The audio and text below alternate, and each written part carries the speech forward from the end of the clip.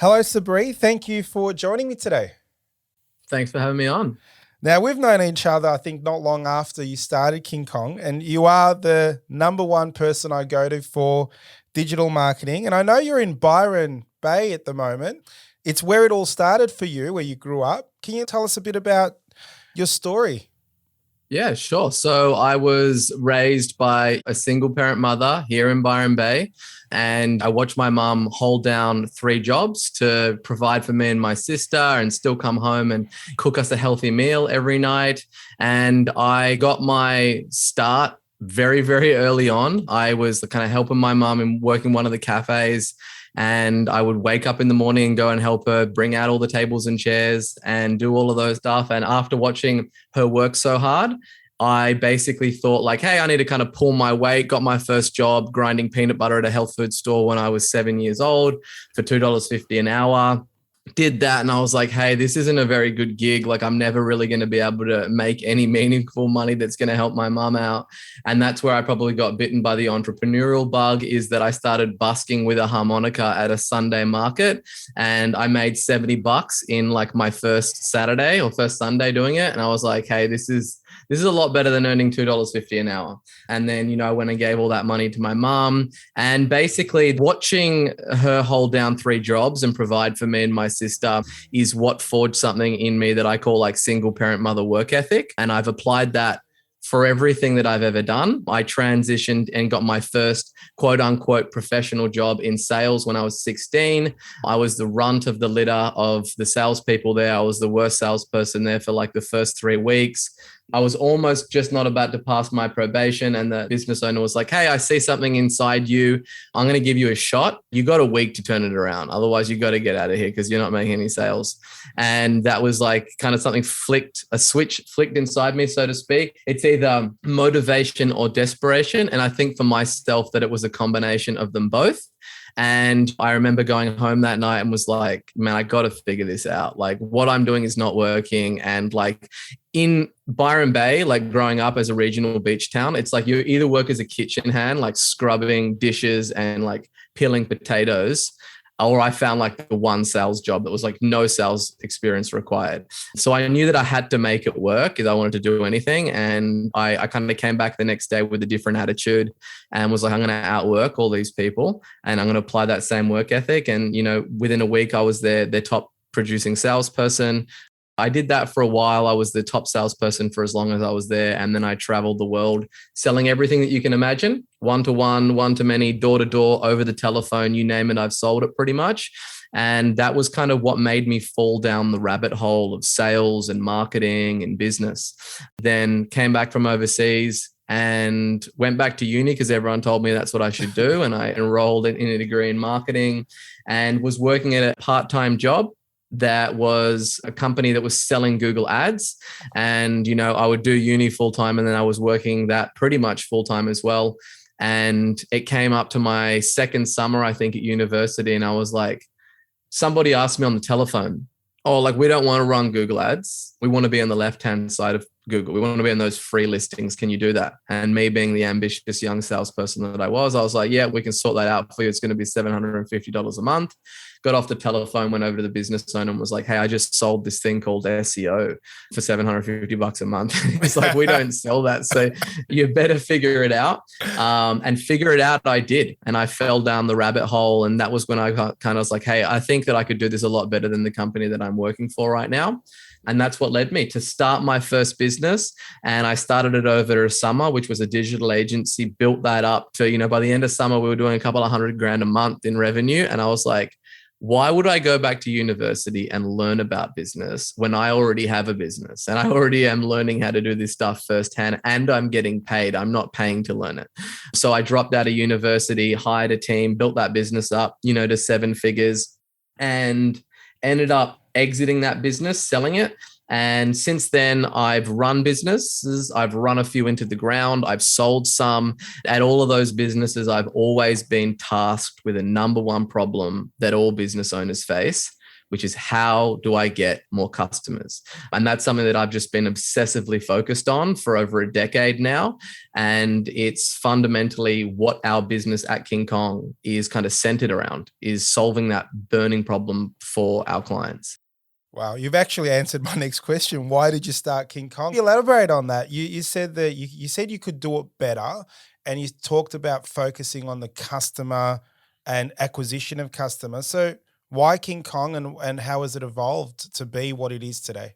Like in all of those businesses, as I said, like I was tasked with how do we get more customers, right? And I was also in a position where we've had to hire agencies, or I've had to hire internal team members to try and do this stuff, or in the whole journey with me also figuring out how to do all of this stuff. And in all of those instances, everyone was just speaking an entirely different language. It's like, hey, I've got this problem. Like I need to get more customers. This is where we're at. This is how much money that we've got to spend per month. And it was just like the same old rhetoric that they would always give me of like, yeah, we can do this. This is how much impressions or likes your campaign's going to get. And this is the money that it's going to cost. And I was like, okay, so like what happens if it doesn't work? Like what happens if we just like get likes, but I'm not making any money as a result of the work that you guys are doing? That's about it, right? And no one was willing to take on any accountability or have any skin in the game. And the way that they would measure success on the engagement is just on all these vanity metrics that I couldn't pay my staff with. Like I can't take those likes to the bank and pay someone. I can't do payroll with that, right? I can't put food on my table. So I was like, I only wanted to speak in the terms that I understood, which is I put $1 into this advertising. And then at the end of 30 days, at the end of 180 days, at the end of 12 months, how much money spits back out. And no one was willing to have that conversation with me. And it's still today, there are very few people that are willing to have that conversation. So I was like, this is fundamentally like a massive problem, right? And I was able to solve that problem in most of the businesses anyway that I worked at. And I was like, well, like I should potentially just help people solve this problem. Like if you look back in the gold rush, the people that made the most money are the people that were also like selling all the spades and the shovels and the panning of the stuff to the people. And, you know, my skill set, not just using that to solve my own problem of how do I get own customers in my own business, but how do I use that from now the hundreds of thousands of people that are impacted by the teachings that I put out there, and being able to fundamentally solve that. Because for me, it's a little bit deeper than just I'm providing these services and then I'm making money. I'm kind of beyond the stage where I'm waking up to put food on the table for me and my family. Right now, it's like there has to be something else that's driving me to do it. And for me, it's like, you know, how much of an impact can I leave on the world, and am I living up to my full potential? And I look at business as a huge vehicle to drive a lot of change in the world. And if I can help a single parent mother who's running a business that's got 2 kids, that's stressed out of their mind about how to put food on the table, where the next paycheck's going to come from, and she started up this side hustle to provide for her family, if I can help her solve that problem, then that's the thing that really lights me up and motivates, is seeing that transformation that I'm able to then go and help people, because there's enough problems in the world and there's enough things to worry about. And I really firmly believe that money shouldn't be one of those things. What a why. That's an awesome why. I love that. And I like the fact that you've solved a problem in the digital marketing space where you said no one was having that conversation. They were like, yeah, we got your likes. And really businesses, our clients are small businesses, and this podcast is aimed at SMEs.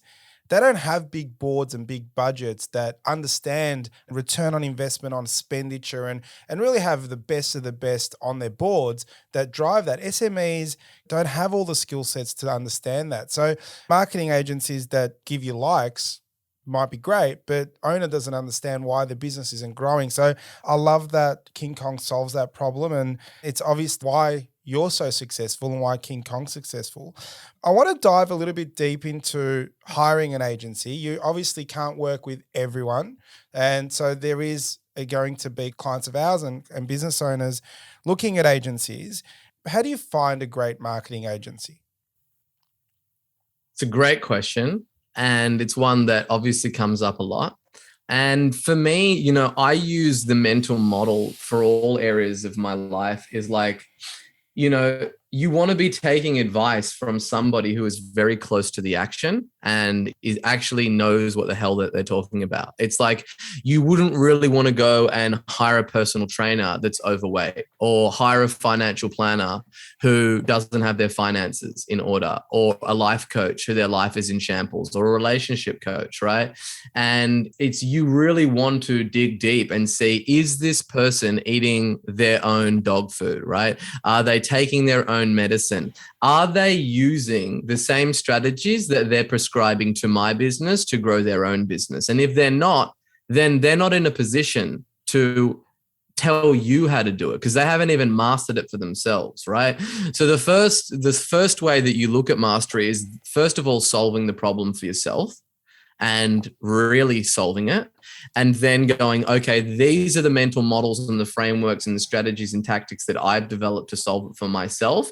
Now let me work with a small group of people and see if this same hypothesis holds true with these people, then applying that and seeing if that works. And then only then, if that works, then you like knocking on the doors of even becoming an expert, right? And then there's a long, long, treacherous journeys of crossing mountains, crossing rivers, slaying dragons to get down to the depths of what we call mastery. And the thing that you really want to be looking at is like, okay, this agency is saying that they can help me scale my business through paid ads, right? So through Facebook ads. First of all, are they using paid ads, i.e. Facebook ads, to get their own business clients, right? And this is typically when they'll be like, the kind of clients that we want aren't on Facebook, so we find the best way to get clients is to cold call them. And it's like, oh, so you just haven't figured it out. You don't really know what you're talking about, right? Or the same people that say, hey, like, we don't need to be on page 1 of Google because like we get all of our clients from word of mouth. It's like, well, why wouldn't you want both of those things? It's another excuse. And what you'll find is that people are full of excuses. And I believe digital marketing, has probably the most incompetence than like any other category of industry other than maybe chiropractors.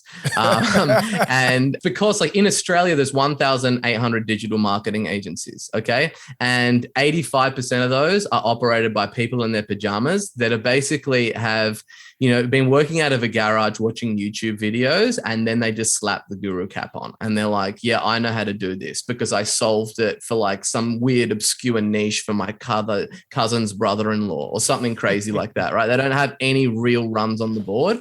So you want to have a look at, first of all, one, are they using the same strategies that they're imploring you? If so, and they're doing it for their own business, what have they achieved for other people's businesses? How many businesses have they worked with? How many industries have they worked in? What strategies did they use to grow those businesses? Because you get all these people that talk about like return on investment and ROAS, and they like invest like $100 a month and they get a 10x ROAS at $1,000. Like, who cares about that? It's not life-changing. It's not going to do anything for anybody, really. So I'm talking about measurable results that you can really look at. And, after vetting those things and having a look and checking those things out and making sure that they actually do what they tell people to do, I think that's the first place to really start. And those questions that you asked is really important to ask those. Are there ways to investigate an agency outside of the interview process? Yeah, there definitely is. So for instance, you're looking to hire an agency that runs Facebook ads. If you go across to that agency's Facebook page, then you click on like page privacy and you click on it, and then it will say, hey, this page is currently running ads or they're not running ads. If they're not running ads, run for the hills, right? Wow. They just don't even touch them no matter what they tell you. Do not. And so then if they are, awesome, click into the ads, find out how long that they've been running ads, see how many ads that they're running. That's one way. Then if it's like you want to look at they're doing SEO, or if they've got, Google ads running, you want to go across to a website called semrush.com. And then you can type in the URL for that agency and it will bring up and it will show you how many keywords that they rank for organically. It will show you their Google ads. It will show you how long that they've been running those Google ads. And immediately, if they're a Google ads agency and they're not running Google ads, run for the hills. If they're an SEO agency and they don't rank for any keywords themselves, run for the hills. If they're a Facebook agency that isn't running Facebook ads, run for the hills. And what you'll find throughout this process is that, first of all, 80% of them don't run ads. It's like anything. If you're looking for that top echelon of what you're looking for, that's the thing that you want to be looking for. And like a lot of things in life, if you buy cheap, you buy twice. My team speaks with hundreds of businesses every month that have taken the cheaper alternative, and they've hired someone locally that is cheap, or they've hired someone offshore that is cheap. And ultimately, with marketing, if the marketing is good, it's free. Because you're getting more money soldiers return back to camp every month than you send out every month. So it's not just about this person charges me $2,000 per month and this other agency quoted me $5,000 per month. It's like, well, what's the difference in the results that they give you? If you're spending $2,000 in management and $3,000 in ad spend, and they're making you $20,000, and that other guy's charging you $5,000 in management and you're doing $5,000 in ad spend, but you're making $180,000, then it's costing you so much more to go with the cheaper alternatives. And the sign of a bad marketer is a cheap marketer, because the whole premise is like price elasticity. If you're a good marketer, you can create more demand than there is supply. And when you do that, your prices go up. And if your prices are cheap, that means that you're unable to generate enough demand for you to increase your prices. So realistically, it's like, would you hire a cheap surgeon to do plastic surgery on your face? No. I don't think that you would. And it's just the same. Like, if you were looking for the cheapest price, you're never, ever going to be able to get cheaper than the 100 emails that you receive from the Philippines and India and all different corners of the earth that promise you to get you on page 1 of Google in 30 days for $10 a month. So you really need to do your due diligence and really figure out, like, has this person walked in the path that I want to walk down? Yeah, look, I want to tell a little story about my journey with you. When I first met you, it was, I think, second year into your business, and you did really well. Your revenue was growing, and we started working together. And I have to say, I was skeptical, Sabri, and I thought, we didn't use marketing at the time, or digital marketing, and I saw you grow your business. But you know what cemented me to know that you were the real deal? Was exactly what you just said. You actually use these strategies for your own business, and you've achieved such great results. It's really interesting that you mentioned that that's a key element of why an agency has to be good. And I've just seen it and cemented my understanding that you are the real deal. And it didn't take long to understand, but it was just amazing. In saying that though, let's say you've engaged an agency. How much time should a client give for them to at least deliver on the promise? Because, they can say, we need more time, or blah, blah, blah.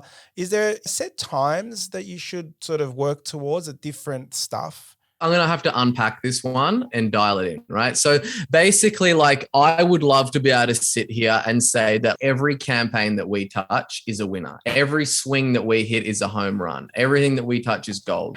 And that is not the case, right? Do clients hire us and we don't hit a home run? Yes, that does happen.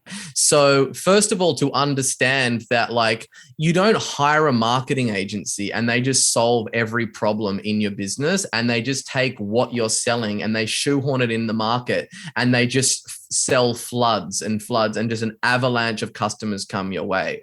There's so much more into what is going to drive success and what's not going to drive success. If somebody comes to us and they're in the car and it's moving and they just want us to put some more acceleration on the engine, pretty much it's like 99 point times we're going to hit that thing right out of the park, because they've already got proof. They've already run the machine and it's working, and they just want to get better results. But what most people do is they've never, ever advertised to strangers to convert them into customers. And they have purely relied off word of mouth to grow their business.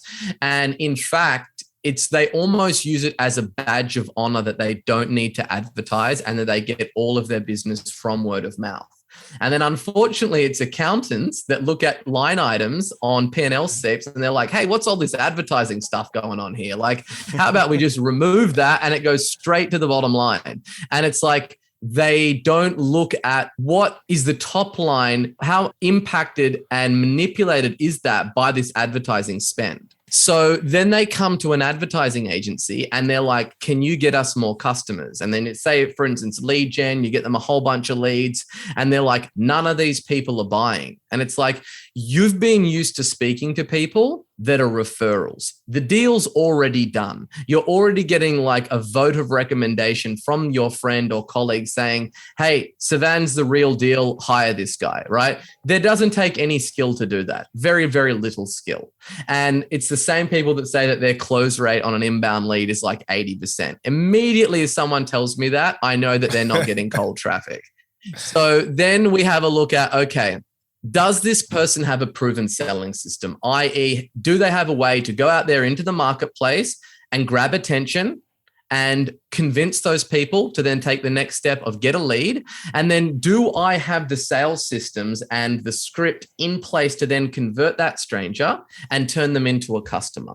And there is a lot of nuance into that, because even businesses that have somewhat traction, the disproportionate amount of those businesses fail, right? Like if you look at venture capital, so venture capitalists, 80% of their businesses fail all the time. These are people that have a proven concept, have money in the bank, have a product market fit to some extent.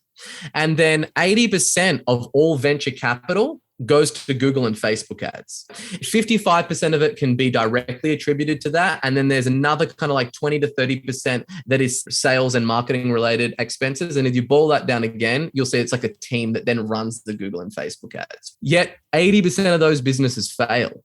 Wow. So if you just stop and think about how sobering that is, it's not like you can't just go to a marketing agency and money is going to magically fall from the sky. There's a lot of work that's required from that business owner to get it dialed in, because what we're trying to do is the miracle, right? Like you look at like, what Warren Buffett, or if you look at, Charlie Munger, his business partner, or you look at Ray Dalio, he's the greatest hedge fund manager of all time at Bridgewater Capital, right? These guys are getting 20 to 30% returns on their money.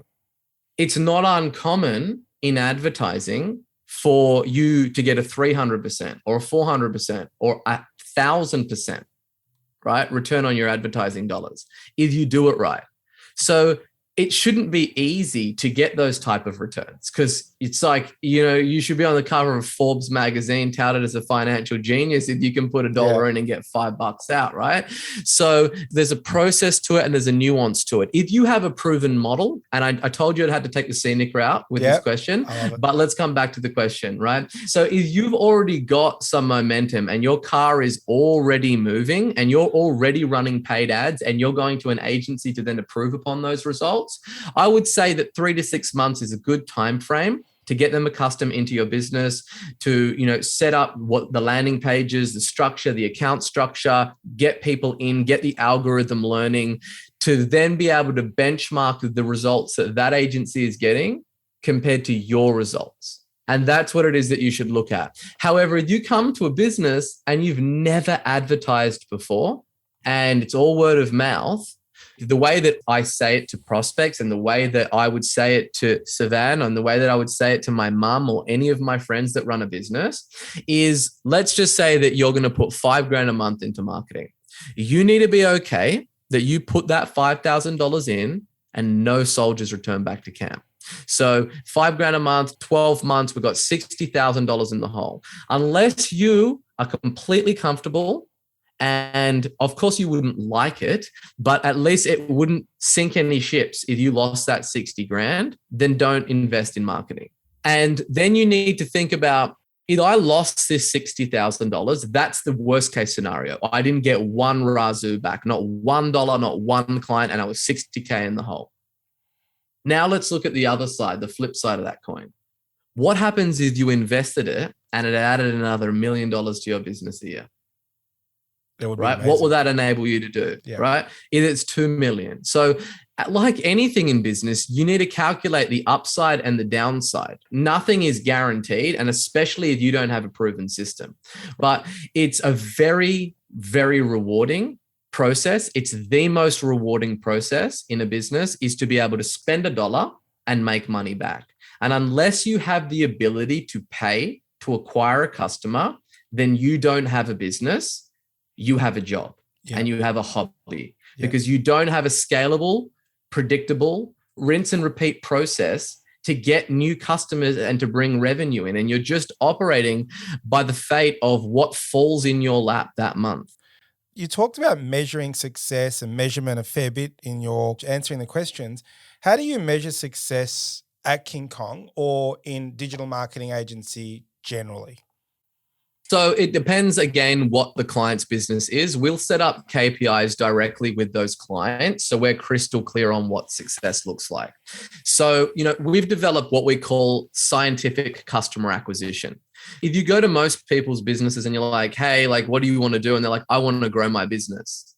And it's like, fantastic. That's a very esoteric statement. What does that actually mean for you, right? Like, how do you do that? And this is something that plagued me early on in my business. It's like, I want to grow my business. Okay, well, how do you grow a business? And there's only really 3 ways to grow a business. One of them is that you get more customers. The second is you make those customers buy more often, or you increase your prices. And that's the 3 ways that you've got to grow a business. So then if we're going to go into the first bucket of we need to get more customers, excellent. Let's have a look at what's involved to get more customers. What do you need to do? Well, I'm in a lead generation business. I need to get leads. Okay, excellent. So then we start to get some building blocks and we'd say, how many clients, like by how much do you want to grow your business? And then they might say X figure. And then you're like, how many clients would you need to get in order to hit X figure? We would need this many clients. Excellent. How many leads would we need to get in order to get that many clients? I would need to get this. How many clients do you churn per month? I churn this. Okay, so that means that we would need to probably increase that number to get a net growth of those customers each month. Okay, excellent. How much does it cost us to get a lead? This is how much it costs us. This is how much we should spend, right? And you start to basically start with the end in mind and then back into that goal. So it's that exercise that we go through with our clients and we set up, okay, like what's your close rate? And then based on the lifetime value of a client is, based on what the payback period of that LTV is, then we work out what their close rate would have to be, what's the maximum we would be able to spend in order to acquire a lead, in order to acquire a customer. And we set up these KPIs. So if something's not working, we know why it's not working. And it's not like, the marketing's not working. Yeah. It's like, well, what's actually happening? What's the KPI? Are we hitting KPI and click-through rate on the ads? Are we hitting conversion rate KPI on the landing page? Are we hitting KPI on close rate on those leads into clients? Like what part specifically of the funnel is it breaking down? And then let's go in there and address that thing. And I guess one of the questions I have is there's one part to it is a closing part, right? And you don't provide the closing component of your service. You give them qualified leads, you go do all the work. And at the end of the day, the business owner has to close the leads. Do you find that a lot of the time they just don't have the abilities to do that or the skills to do that? Has that been a common trait and you have to educate them? Yeah, it is. And it's typically caused by them only growing their business from word of mouth and like them being able to get away with having a receptionist deal with an inbound lead, right? Or not having a hungry, motivated salesperson that knows how to follow up, knows how to call someone multiple times quickly, knows how to deal with somebody that sounds piping hot, but then ghosting you the next week.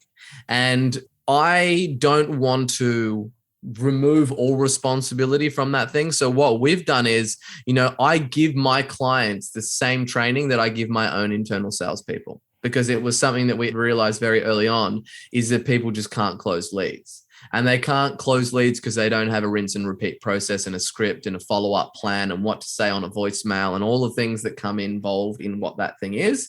So then I started basically like, my clients were like, dude, like your business has grown like crazy. Like, what is it that you're doing?